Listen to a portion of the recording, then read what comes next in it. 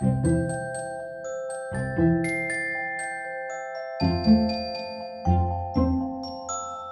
is one of my favorite cards. You could frame this or use it as a card, whichever way you want to do it.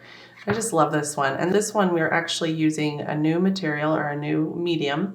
For the white area, we're going to be using gouache. So gouache is a lot like watercolor. It is water-based, but it's more opaque, so it's not as see-through as watercolor is. And so I like to use gouache whenever I'm adding white to anything. I just put my white gouache right there in my palette over my Chinese white because I really don't use my Chinese white very much, and this is just a lot more opaque, and so it just works a lot better. So I would highly recommend getting some gouache for this project. You can also just paint around these little areas on your pattern. So here's the pattern. So you can just paint around those areas. If you don't have any gouache and you just want it to be white, then just carefully go around each one of those areas and it should work that way as well. Or if you have a white gel pen, that's another option. You can just go over all of those areas with a white gel pen. So lots of different ways to do this one. Today I will be using gouache as I show you how to do it. So again, you've got two options for your patterns. This is the smaller pattern, but then there's also a larger one, so you can choose which one you'd like to do. Okay. So for our red, as you can see, it's only going to be red and our white gouache paint. I'm going to do our Christmas red mixture. So we'll be doing alizarin crimson, and then we'll be mixing that with just a little bit of our cadmium red. And that will give us a beautiful Christmas red. So I'm going to go ahead and mix. I've already got a little bit of it here, but I'm going to mix some more. So we've got plenty of that nice bright red. Okay, I don't know if you can see, but I've got it all traced out here, and I just used an eraser to just pick up most of that graphite from my pencil, a kneaded eraser to do that. So I am ready to go. So I'm going to just go ahead, and what I'm going to do is I'm just painting the whole bird red because I have my pattern shining through there, or my lines, I should say. So I'm just going to go ahead and just get that all blocked in.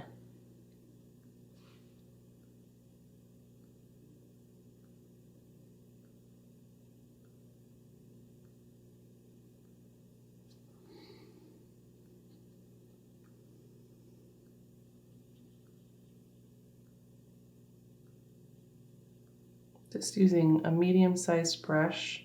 This is a number 6 brush. And I'm just using the tip of it for the smaller areas and then pushing down to use the belly of that brush on the thick areas.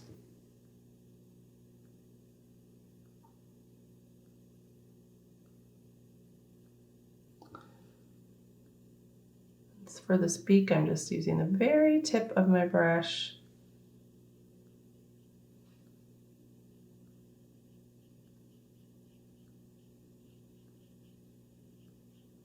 I'm just getting that all filled in. Same with my legs.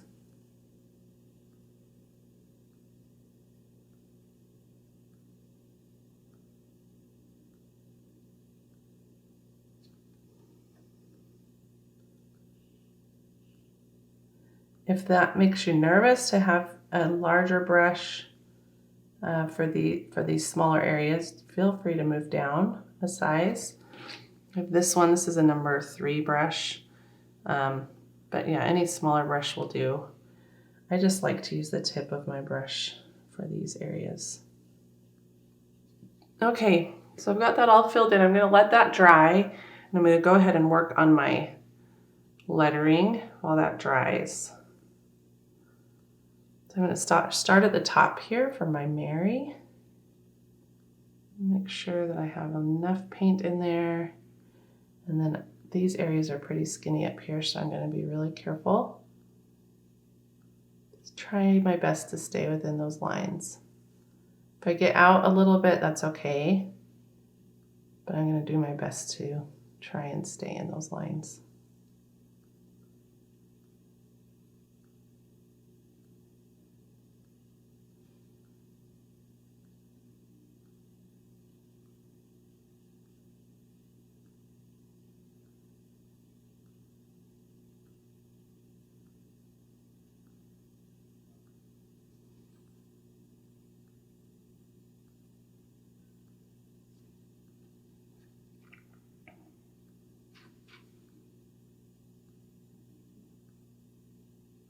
This is such good practice to help you steady your hand and just really focus on brush control.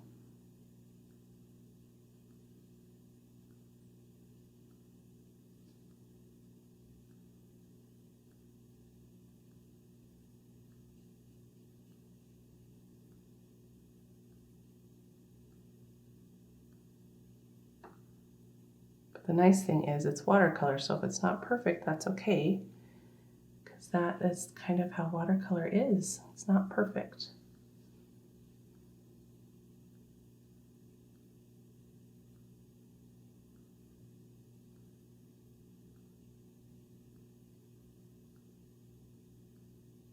Here we go.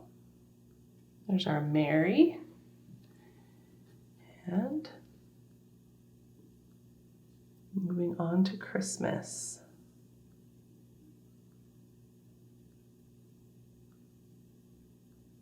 I hope you're playing Christmas music as you're painting this. It'll just be the best way to spend an afternoon or an evening or a morning. I've been so excited to work on these ones.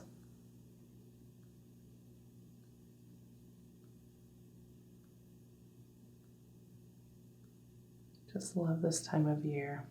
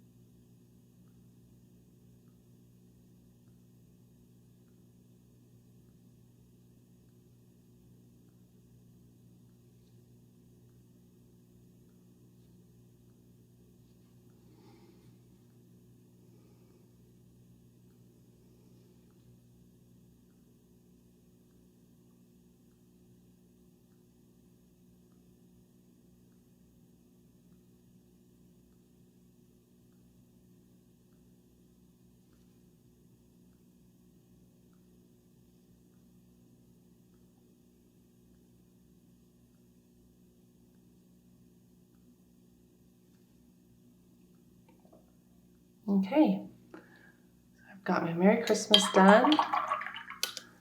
Now I'm going to move to my smaller brush for the gouache. Let's see how dry this is. Yep, it's dry. Just make sure that it's dry enough that you're not going to get any paint on your fingers when you're touching it. And then I'm going to go in with my gouache. And just start going.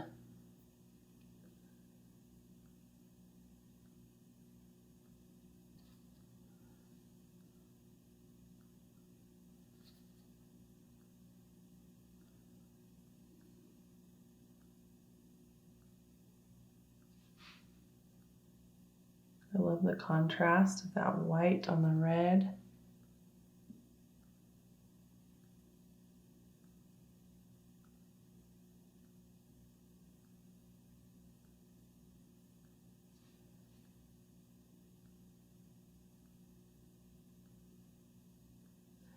And remember, those lines are your guides, but you can definitely do your own thing too.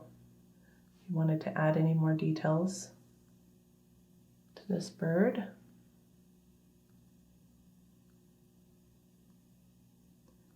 This bird is kind of a folk style.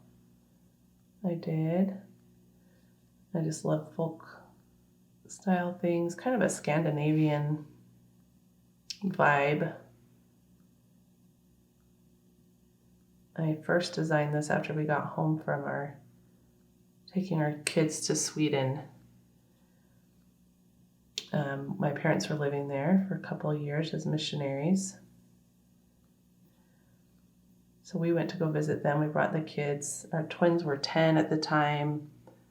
And then we had a 9-year-old and a 7-year-old. And it was just magic. So beautiful. And my parents had been there for almost 2 years when we went. And they traveled all around. As missionaries, they were able to travel all over Sweden. And so they were just the perfect tour guides. Showed us so many amazing, beautiful places. It was so inspiring. The artist part of me was just in awe of all of the amazing art. So that's kind of what this is based on, some of the stuff that I saw there.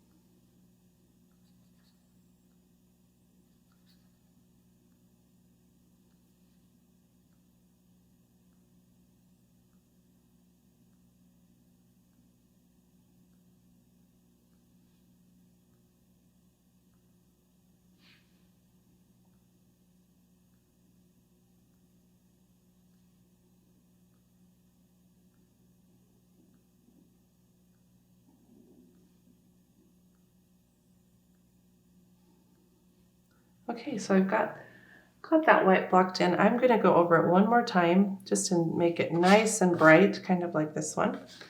So I'm just doing another layer of white gouache.